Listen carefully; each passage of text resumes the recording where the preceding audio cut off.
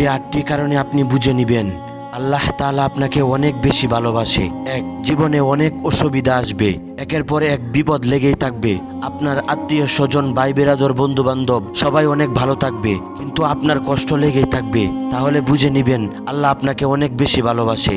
দুই, আল্লাহ আপনাকে তওবা করার সুযোগ দান করবেন। আপনার মন বেকুল হয়ে যাবে আল্লাহর কাছে তওবা করার জন্য। তিন, আপনার হৃদয় পাপ থেকে দূরে থাকবে।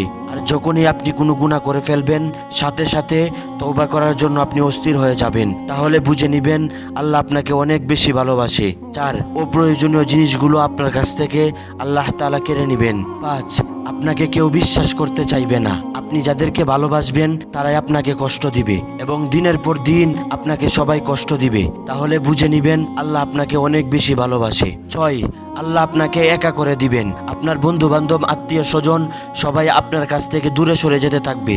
তাহলে বুঝে নিবেন আল্লাহ আপনাকে ভালোবাসে। সাত, আপনার অন্তর ভালো কাজ করতে চাইবে, আপনার নামাজ পড়তে ইচ্ছা করবে। আর আল্লাহ আপনাকে যে কোনো বিপদ থেকে সাহায্য করবেন।